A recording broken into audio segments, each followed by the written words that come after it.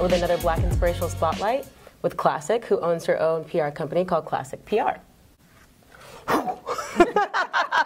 Well, thank you for being here with us today. Thank you Very for having nice. me. Yes, yes. So let's see. For people who may not be familiar, tell us a little bit about yourself.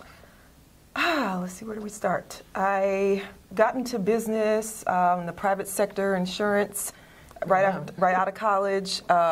Started on the music side of things as a creative, so have a profound love and appreciation for artists and music, and then segue into the business side of things, and that's kind of how I moved into PR after interning and then moving into my own business. Yeah.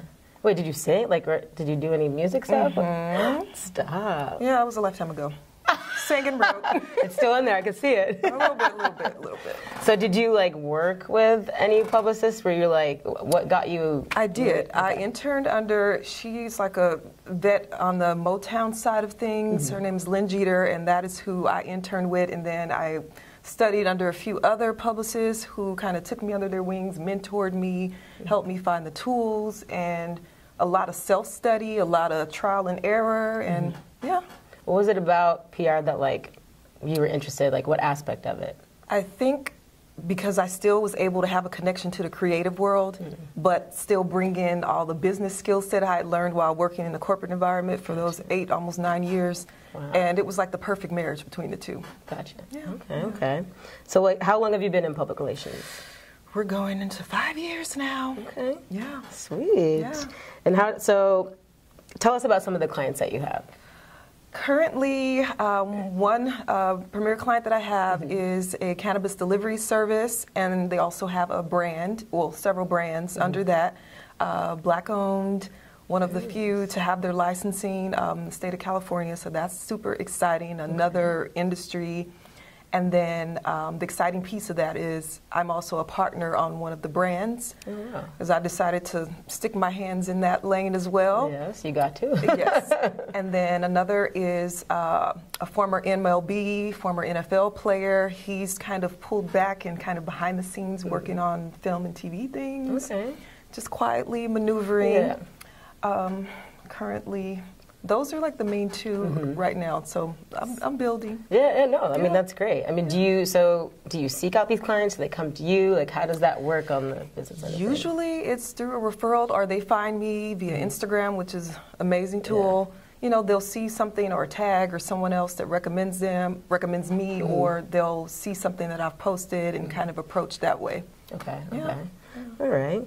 So when did you realize that you were really good at this and that you wanted to start your own company? Because most people just work under somebody and they're happy with that, but what made you decide to?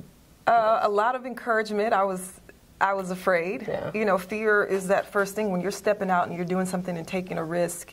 And I just decided it was time to bet on me and really step outside of my comfort zone. Yeah. That's how we grow. So that's why. Yeah. Nice. Yeah. Dang. You're inspiring me right now. So do you consider yourself an entrepreneur, and how did that mindset get instilled in you? It's tricky because I came from, in college, I think we're groomed to be employees and workers, and that frame of mind.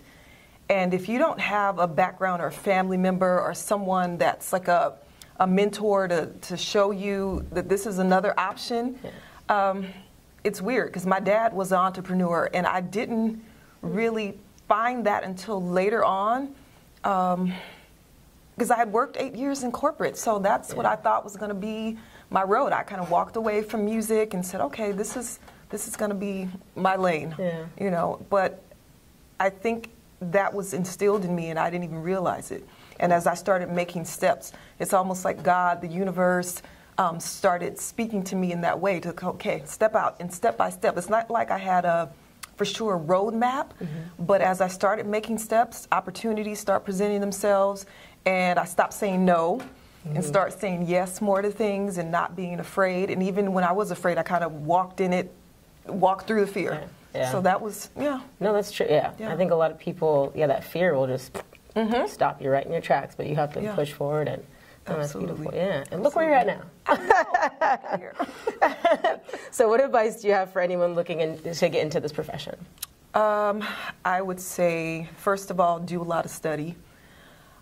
Take some classes, mentor, work under another publicist. If you can get into even a major firm would be a good way to start.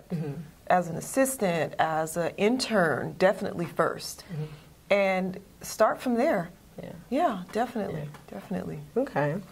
And where do you see your career in 3 to 5 years? Ooh, 3 to 5 years, I actually see myself possibly segueing out of PR. Interesting. I'm not exactly sure, but definitely connecting with more brands, building the cannabis line that I'm working in, that we're developing, and yeah, I think that's going to be more of my lane.